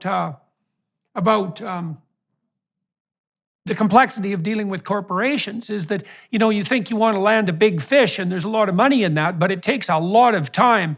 And there's such churn and turnover in corporations that you can end up talking to someone for like a year and then all of a sudden they're not there anymore. And that happened a lot. And that was certainly a reason why selling to individuals was better. I think our new market is great. You encounter these people all the time. It's so rewarding to provide these services for them. I get this through the emails that we get, but you also meet people at your events, and that's not that. I don't think that we would have done. I don't think we would have done better if we were working in the corporate world and working with end users. No, and it would have been way more annoying. Like one of the things everybody listening should understand is that if you make a deal ever with anyone who has more money than you, don't be so sure that you're not now an employee. Because you think, well, I'd like to land a big company and they'd be my client. It's like, yeah, if the company's a lot bigger than you, they're not your client. You are now their minion. And maybe you want that, right? Because you have to have a job, but don't ever be convinced that there aren't major strings that come along with that. One of the things I really liked about you, and also about working with you, Bob, too, on the entrepreneurial front, was that I think all three of us were free enough of delusion to understand pretty immediately on the industrial and corporate front that the only thing that really mattered, the only thing that was truly real, was the in-hand existence of paying customers. That's the fundamental metric, is like, I don't care about how your idea sounds, I don't care about the background of your team, etc. I don't care about your vision of the future. Those things are all relevant to some degree, but what I do care about is, have you even been able to find one person who will give you money for what you're producing? And we did keep that in mind, and that is why we eventually turned to private users. Yeah, people who want to improve themselves or help themselves, versus companies when we were asking someone to help other people who may not have particularly wanted to be helped. Have everybody in the department do the future authoring program. I remember being in school well enough to know that I wouldn't have liked that very much. Right. But Yeah, well, that's the advantage to dealing with these individuals. Like you said, it's a voluntary association. yes, they like it, and they want to do it, and they want to do it for themselves as well. Each one of them is a mini victory. Right. Yeah, well, and it's a lovely thing. I mean, one of the things that Bob and I talked about a long time ago, and then obviously with you too, is, we were interested right from the beginning in working on the entrepreneurial front, partly just because of the challenge of learning how to do it. And God knows we learned plenty by going through the difficulties of banging ourselves against multiple sheets of glass window and breaking our necks over and over and over. I mean, our vision was to produce widely distributable psychological interventions at low cost with low overhead that would not hurt anyone and that would do people good. And I think that we have managed that to a large degree. Like, the research we've done on these interventions and measures has been very solid. And it's certainly the case that the hundreds of thousands of people who've used our technologies now many of them have set their lives on much more productive pathways. And that's a pretty damn good thing to be able to have participated in, and also to have profited from. And, one thing people who are a bit skeptical about capitalism might be asking is, well, why the hell didn't you just give away this all for free? How do we know this isn't greed? And we spent a lot of time talking about the right price, And it took us a long time to figure out what our self-authoring program was worth. It's like, well, if this is going to change your life, how much is it worth? And the answer to that was, well, it's worth about what people will pay for it, because that's the actual accurate number. And we sell it at quite a low cost. I mean, it's not the sort of thing that anybody in the developed world is going to have to strain themselves particularly to afford. But we decided not to distribute it for free. And we've never produced anything for free. We've always worked within a for-profit model. And for me, the advantage of that was twofold. It's like we had to produce the kind of products that people would actually pay for. So that was one way of demonstrating their attractiveness and value. And then the other thing, of course, is because we've been able to generate some capital as a consequence of doing this on a for-profit basis, we're not beholden to any outside stakeholders, governmental or private, and we have enough capital so that we can produce additional ventures. And Daniel, you're working on a refitting, for example, of our predictive battery. Do you want to, maybe we'll just wrap up with that. Do you want to just end with a brief description of where you're headed, where we're headed in the future? Sure, but let me just add to what you were saying. The people who are users, when they come, they pay for the assessments. I wouldn't ask them to do it for free because I think that robs them of their agency. When they pay for it, they can accept it or reject it. And if they don't like it, they can ask for their money back. And in my experience, I don't think people want free. I think that's a delusion of the computer age, the internet age. But I could be wrong about that. No, I think that's right. I mean, it's the case often that if I do offer content for free, say, that people clamor to be involved in some manner that allows them to reciprocate. That's the thing, is people have a powerful drive for reciprocity, eh? And so if you offer something to someone for free, well, first of all, it begs the question, who the hell's the product here? Like, is it really free? And second, it doesn't allow people to discharge their moral burden, because people don't have to be beholden to us for having done them a favor. And the reason for that is because they paid us. And as far as we're concerned, that's a perfectly equal and desirable trade. Yeah, it's respectful. Yeah. So basically what I'm working on now, and I suppose it'll probably be something like sometime hopefully over the next 12 months. 12 years is a classic Freudian slip there. That's definitely Freudian. But it's to make it so that my target audience for this is small businesses. If large corporations want to use it, it's fine, as long as they don't expect to call me on the phone, because I don't want to go down that rabbit hole again. My target is small businesses, because we have a lot of small business users that use Understand Myself and self-authoring, and they use it informally. They just go there on their own, they purchase it, they distribute it to their people. It's all voluntary. There's no hard sale or anything like that. And so what I want to do is I want to streamline it to make it easier for small businesses and organizations like churches and so on and so forth to be able to purchase the Understand Myself and self-authoring for their members or their employees, whatever the case may be.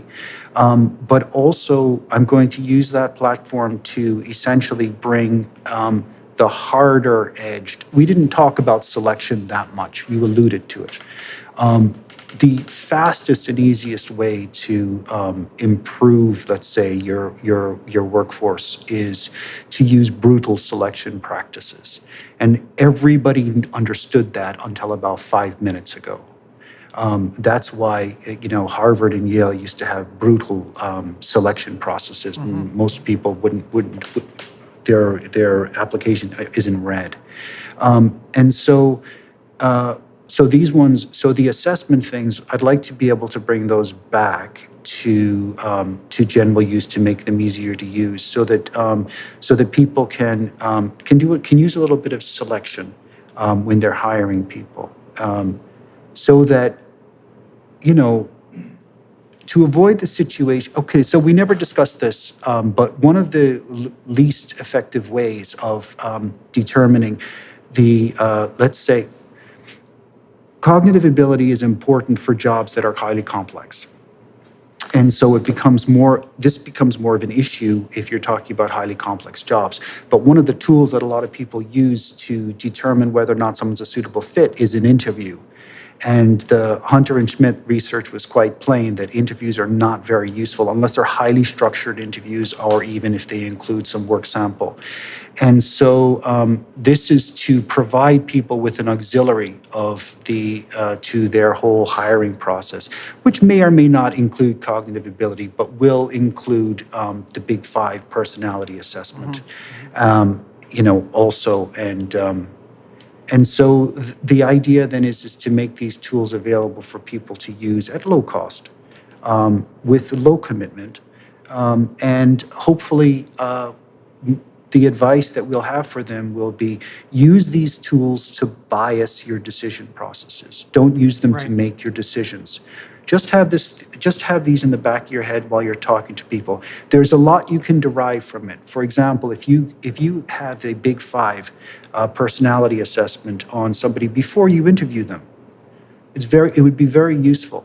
If you're about to interview somebody who's high in extroversion, you need to know that during that interview, you're going to have an inflated view of their competence, because you will automatically conflate confidence with competence.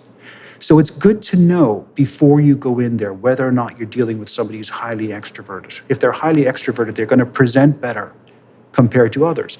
And in the opposite direction, if somebody is high in neuroticism, it's good to know that in advance. They might not appear very confident. They might require a certain amount of coaxing to come out of their shell. They might be nervous. It would be useful to have a tool to know that in advance, so you can essentially counteract the hard wiring that you have as an interviewer to be bamboozled by the brilliant and to discard people who don't present themselves in a forceful way. Right.